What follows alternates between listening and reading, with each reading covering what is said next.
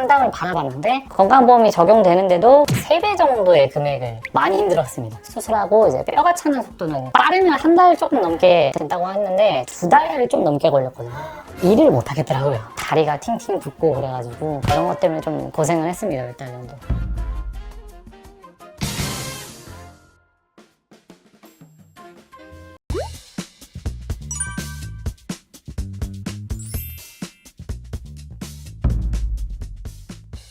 간단하게 자기소개 한 번만 부탁드리겠습니다. 안녕하세요. 서울에서 온 30대 남성입니다. 어떤 수술을 받았는지 알려주실 수 있을까요?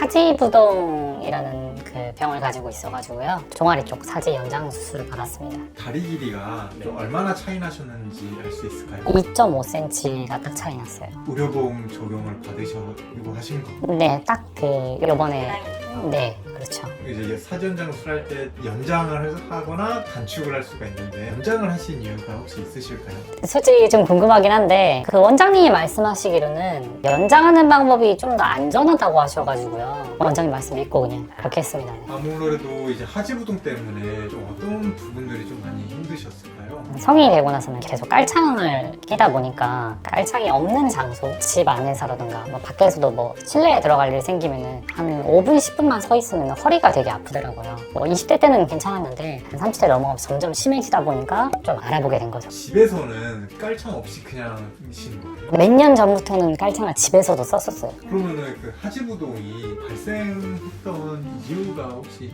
유치원 다닐 때 교통사고를 한번 당했었는데 아마 그게 원인인 것 같아요. 아무래도 2.5cm 이상 차이 나가면은 좀 통증적인 부분도 많이들 겪으시던데 좀 많이 심했죠. 허리도 그렇고 어깨도 그렇고 전체적으로 척추도 많이 휘어 있어가지고 한 20살 넘어서부터는 뭐 1년에 몇 번씩 정형외과 가서 물리치료 받고 했던 것 같아요. 수술적 치료를 해야겠다라고 좀 결심하게 된 이유가 있으실까요? 한 10년 정도 해외에서 살았었는데요. 이제 살다 보니까 이제 결혼도 하고 나이를 먹어가는데 점점 이게 통증이 심해지니까 마사지 같은 걸 받아도 이제 계속 안 낫고 그러니까 내가 어떻게 찾아보니까 몇 년 전에 그 하지부동 관련해가지고 개정이 됐더라고요. 제가 알기로 원래 한 3cm 했는데 이제 제가 딱 기준에 들어가게 된 거죠. 그러면서 이제 겸사겸사 귀국해가지고 좀 알아봐서 수술을 하게 된 거죠. 이분을 좀 선택하신 이유가 있으실까요? 개인적으로 많이 조사한 건 아닌데 알아보니까 이제 서울에 몇 군데 병원이 있더라고요. 일단 모르니까 전화를 해서 이제 가봤죠. 상담을 받아봤는데 이렇게 말씀드려야 되는 건데 가격 차이가 좀 많이 나가지고 다른 데는 좀 월등히 많이 비싼 네, 제가 이제 2군데를 갔는데 이제 집 근처 거기를 먼저 갔었는데 가깝다 보니까 여기에 비해서 한 3배 정도의 금액을 건강보험이 적용되는데도 그 정도 금액의 차이가 나버린 바람에 신뢰가 좀 많이 떨어졌고 나중에 또 알아보니까 또 여러 가지 뭐 이야기가 있더라고요. 네. 그러면 이제 수술을 하고 나서 수술 직후에 통증은 좀 어떠셨어요? 많이 힘들었습니다. 저도 이제 수술 결정하고 나서 그때부터 이제 카페에도 많이 봤으니까 괜찮다는 분들도 계시고 뭐 아프다는 분들도 계셨는데 일을 못 하겠더라고요. 재택근무는 이제 대부분 컴퓨터 앞에 앉아서 하잖아요. 앉는 것 자체가 안 되더라고요. 다리가 팅팅 붓고 그래가지고 그런 것 때문에 좀 고생을 했습니다. 몇 달 정도.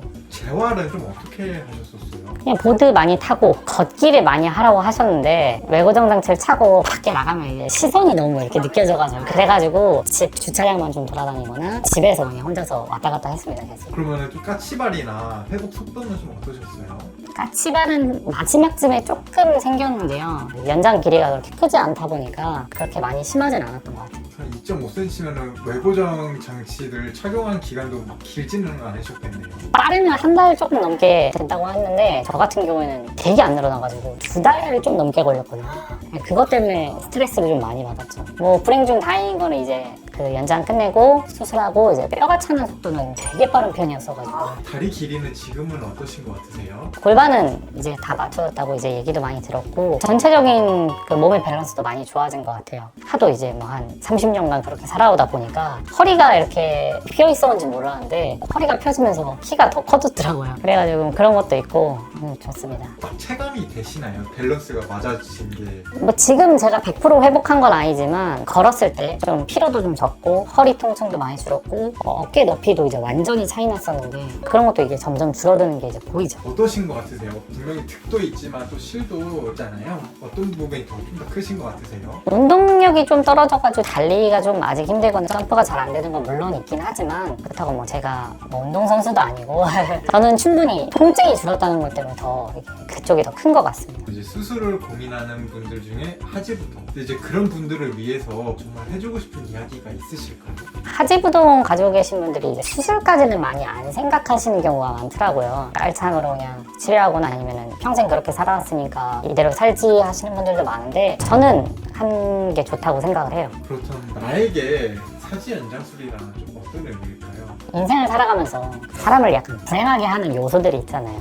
여러 가지 요소가 있을 수 있는데 저는 그 중에 가장 큰 게 이 다리 쪽 문제였거든요. 누구나 다 몸에 이렇게 하나씩은 문제가 있잖아요. 근데 그 문제를 해결했다는 것만으로도 충분히 저는 가치가 있고 뭐 행복한 일이라고 생각합니다. 혹시 원장님에게 한 말씀 남겨주실 수 있을까요? 원장님 너무 감사하고요. 사적으로도 좀 대화를 해보고 싶은데 원장님도 좀 아이신 것 같고 저도 아이다 보니까 대화를 잘 못하겠더라고요. 어쨌든 네, 정말 감사드리고 있습니다.